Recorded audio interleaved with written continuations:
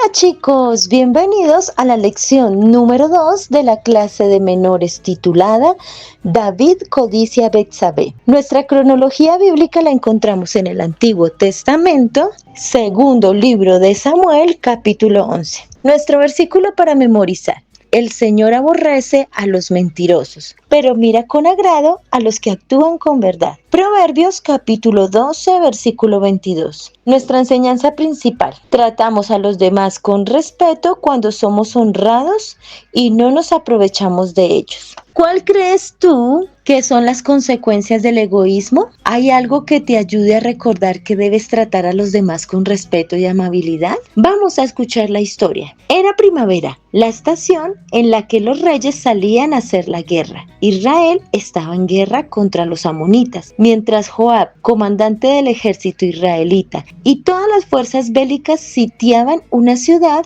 El rey David regresó a Jerusalén. Un día, a la caída de la tarde, David se levantó de su lecho y caminó por la terraza del palacio. Desde allí vio a una mujer muy hermosa que se estaba bañando en el exterior de su casa. Envió a un servidor a averiguar quién era. Pronto supo que se trataba de Betsabé, esposa de Urías Eteo, uno de los oficiales más valientes y leales de David. David ordenó que la llevaran a su palacio. El rey durmió con ella y después la envió de vuelta a su hogar. Al cabo de un tiempo, Betsabé envió un mensaje a David diciéndole que estaba embarazada. El rey se había metido en dificultades, sabía que había hecho mal, pero si lo reconocía públicamente, no había forma de saber lo que sucedería. La ley prescribía la muerte de los adúlteros. Si Urías se enteraba, hasta podía él mismo dar muerte al rey, y peor aún, hasta podía dirigir a todo un país en una revuelta contra él. En lugar de admitir su debilidad y volverse a Dios, David continuó haciendo las cosas a su manera.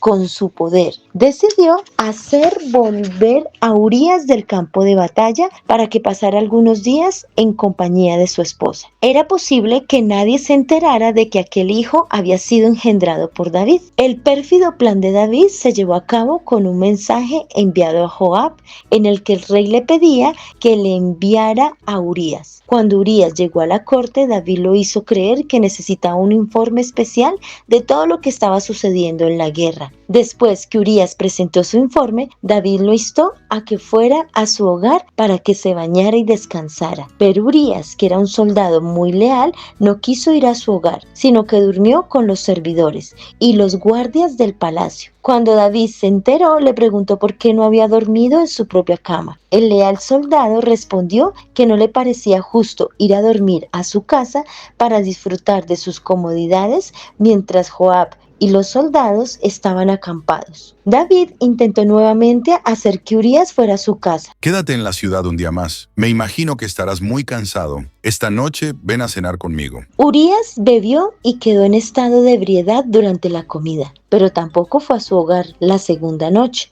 El engañoso plan de David no había resultado. A la mañana siguiente, David escribió un mensaje a Joab, el comandante en jefe del ejército, y se lo envió con Urías en un sobre sellado. Envía a Urías a lo más recio de la batalla y luego quítale el apoyo para que lo maten durante la lucha.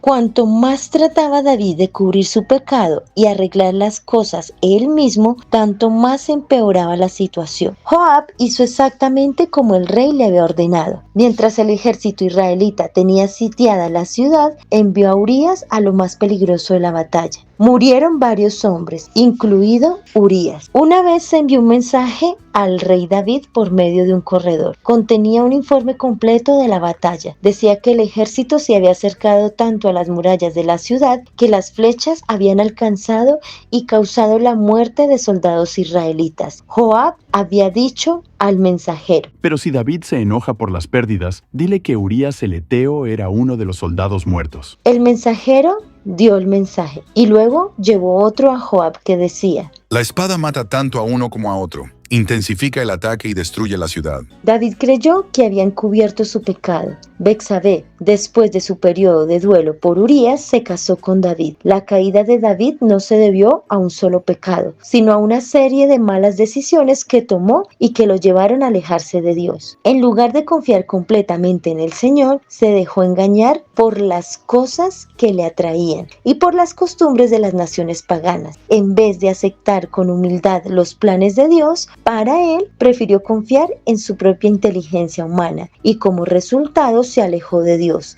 la única fuente de poder. En el principio Dios creó al ser humano a su imagen. Por eso para el hombre era fácil obedecer al Señor y hacer lo justo y bueno. Pero después de la entrada del pecado en el mundo, se creó una separación entre el ser humano y Dios. Como consecuencia del pecado, nuestros pensamientos, sentimientos, impulsos, deseos, palabras y hechos se han corrompido. Pero Dios no nos ha abandonado, sino que nos busca cada día y nos ofrece la salvación. Tu vida puede tomar un rumbo diferente si decides ser fiel a Dios en todas las circunstancias.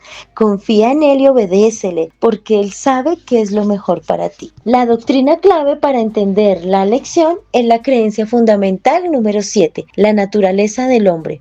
Creo que Jesús formó a los seres humanos a la imagen de Dios.